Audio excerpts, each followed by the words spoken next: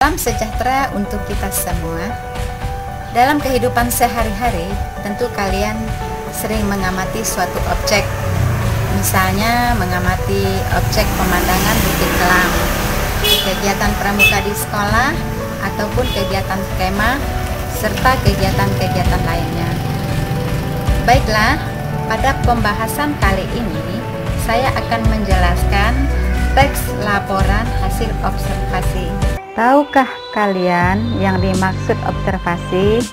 Menurut Kamus Besar Bahasa Indonesia, observasi merupakan kegiatan mengamati sesuatu secara cermat atau teliti.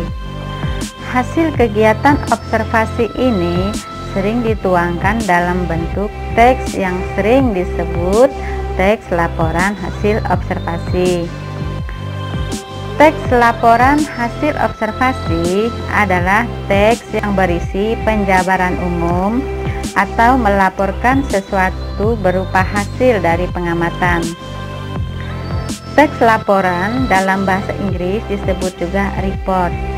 Ini juga disebut teks klasifikasi karena memuat klasifikasi mengenai jenis-jenis sesuatu yang berdasarkan kriteria tertentu. Jenis teks ini mendeskripsikan atau menggambarkan bentuk, ciri, atau sifat umum. Yang pertama, teks laporan sering dimulai dengan kalimat definisi tentang penggolongan atau klasifikasi. Yang kedua, pada teks laporan hasil observasi sering digunakan kelompok nomina atau kata benda dengan penjenis atau kelompok nomina dengan pendeskripsi. Yang ketiga, mengandung fakta. Yang keempat, bersifat objektif. Yang kelima, harus ditulis sempurna dan lengkap. Yang keenam, tidak memasukkan hal-hal yang menyimpang, mengandung prasangka atau pemihakan. Yang ketujuh, disajikan secara menarik, baik dalam hal tata bahasa yang jelas, isinya berbobot, maupun susunan logis. Struktur teks laporan hasil observasi. Teks laporan hasil observasi mempunyai struktur sebagai berikut.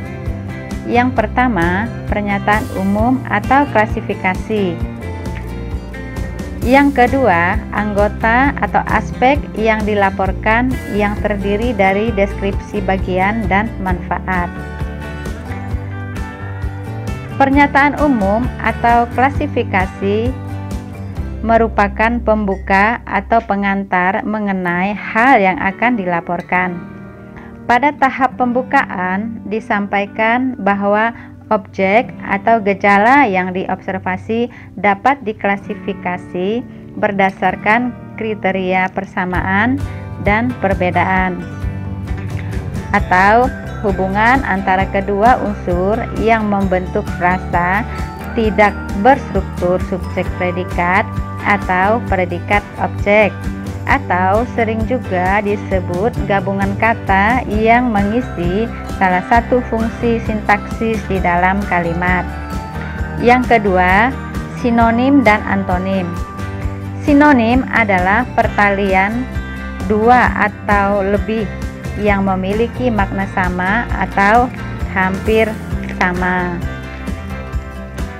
Suatu kata bersinonim dengan kata lainnya apabila dalam kalimat yang sama kata-kata tersebut dapat saling menggantikan, atau kata-kata yang memiliki kesamaan arti secara struktural atau leksikal dalam berbagai urutan kata-kata sehingga memiliki daya tukar. Sedangkan antonim adalah kata-kata yang memiliki pertalian makna bertentangan secara penuh atau secara sebagian dalam berbagai urutan kata. Kalimat simpleks dan kalimat kompleks. Berdasarkan kompleksitasnya, kalimat dibagi menjadi dua jenis, yaitu kalimat simpleks dan kalimat kompleks. Kalimat simpleks adalah kalimat yang terdiri atas satu pola. Dalam istilah lain, kalimat simpleks disebut juga dengan kalimat tunggal. Pola kalimat adalah rangkaian kata yang minimal terdiri atas fungsi subjek dan predikat. Di dalam kalimat simpleks tersebut hanya terdapat satu kata kerja atau satu predikat utama. Sedangkan kalimat kompleks adalah kalimat yang memiliki dua pola kalimat atau memiliki dua predikat atau kata kerja utama. Dalam istilah lain, kalimat kompleks disebut juga dengan kalimat majemuk. Demikianlah penjelasan saya tentang materi teks hasil laporan observasi. Semoga bermanfaat bagi kalian. Jangan lupa subscribe, like, dan komen ya. Terima kasih.